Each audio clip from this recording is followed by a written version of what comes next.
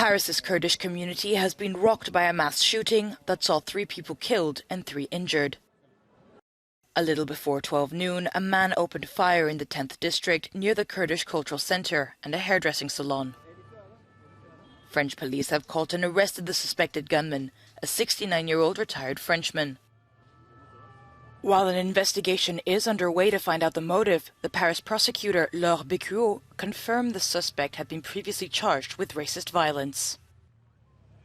He had attacked a group of migrants in the 11th district with a sword.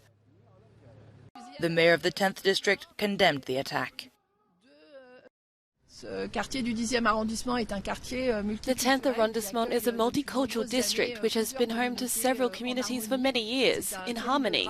It's a terrible tragedy for us all to see this Kurdish community apparently targeted by this murderer. Members of the Kurdish community assembled near the attack zone to express their grief and anger, a rally that quickly degenerated into clashes with the police.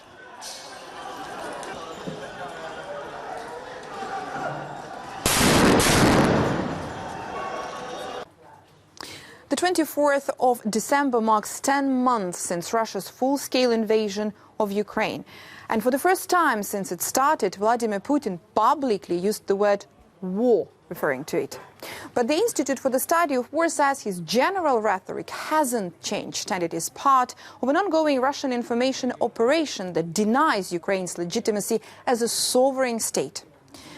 After 10 months, the return of sub-zero temperatures has made the theatre of war resemble the images of the 24th of February, with the difference that Russian troops are now in a defensive position on the majority of the front, except for Bakhmut. It has been the prime target of the Russian assault for months. They have continually expanded combat strength on small settlements around Bakhmut since the end of May. In the following 6 months, they have only secured gains in the order of a few kilometers at a time. The Institute for the Study of War states that Ukraine holds the initiative now, but how did it take it back? Here are the 3 Ukrainian counteroffensive operations from over the past 10 months now. First, the battle for Kyiv.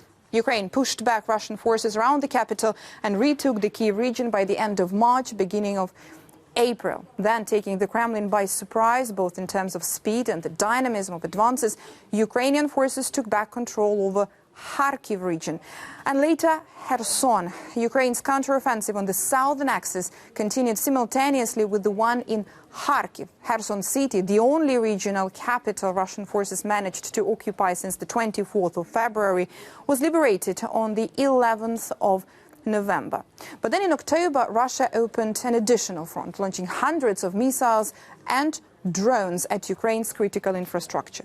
The United Nations said almost half of Ukraine's energy system is out of order due to the massive Russian strikes, putting millions of people at risk.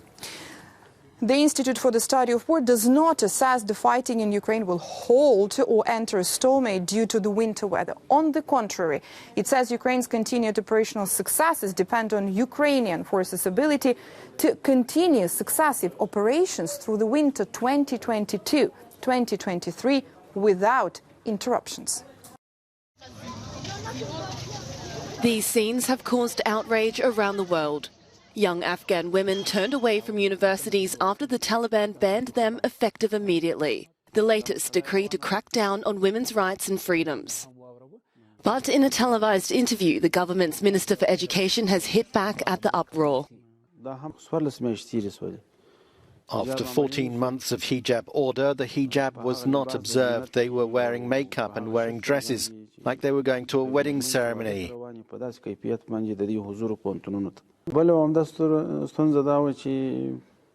The other problem was that in most of the universities, men and women were together, and this system was continuing, which is not allowed according to Sharia law.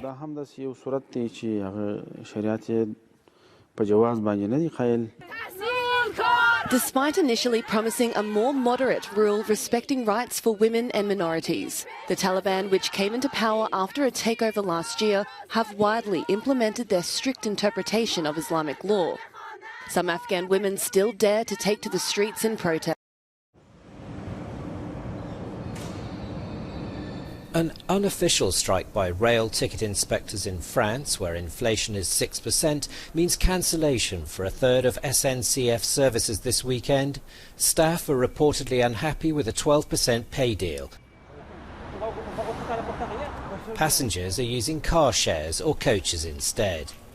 Christmas plans disrupted by industrial action. British paramedics are planning a second walkout on December the 28th. In England and Wales, NHS staff have been offered an average 4.5% wage hike. Inflation is 9.3%.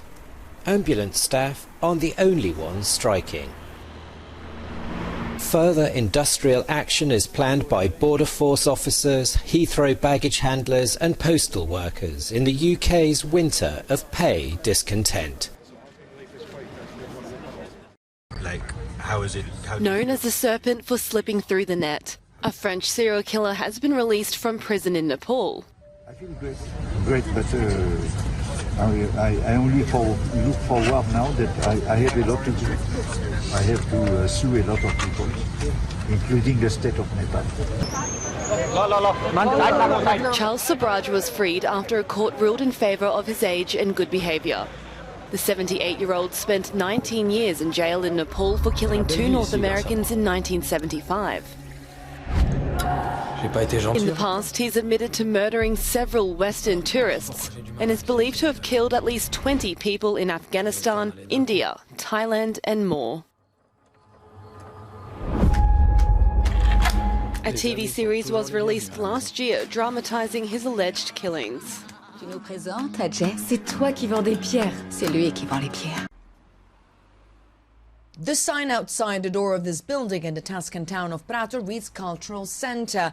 But a recent investigation carried out by civil rights group Safeguard Defenders claims this is one of the over 100 unofficial Chinese police stations around the world that has been conducting persuasion to return operations. We have been told the center has been shut for weeks since these allegations came out. According to the organization's latest report, in at least 83 cases, centers like this one have been used to force Chinese dissidents to return home. China denies the allegations. Here in Prato, which is home to Italy's largest Chinese community, most of the local residents we spoke to don't know anything about it. Safeguard Defenders alleges many other illegal activities are being carried out here as part of what they describe as China's massive policing and repression campaigns. And according to the report, Italy is quite a unique case. Not only it's among few countries that has not yet launched a full-scale investigation on the case, but it's also the country with the highest number of police stations in the world. But a recent meeting requested by Erika Mazzetti, a lawmaker from Prato, who's very concerned about her community, with Italy's interior minister, seems to show that the Italian government is now treating the issue very seriously. The minister says they've launched an investigation. It's an important step for Prato and for the cities where the other alleged police stations are located. The investigation was based on open-source information gathered from public Chinese statements and data. Safeguard Defenders claims a joint police patrol agreement signed both by Italy and China in 2015 may have encouraged these activities. These kind of agreements have been set up not only by Italy, but when it comes to Europe, those joint police patrols agreements from 2015 and then the 27th reinforced anti-terrorism cooperation agreement were definitely the first ones in Europe, and I think it was a grave mistake in and of itself to sign those, considering one, the counterpart, the Ministry for Public Security in China, which is credibly accused of multiple crimes against humanity. Lia Quartapelle believes it's a nationwide cause for concern. She raised parliamentary questions on the issue. We want this government to maintain a serious relationship with China, unlike the first government headed by Giuseppe Conte, which compromised too much with China. The civil rights group recently took part in a public hearing on the issue before an EU Parliament special committee.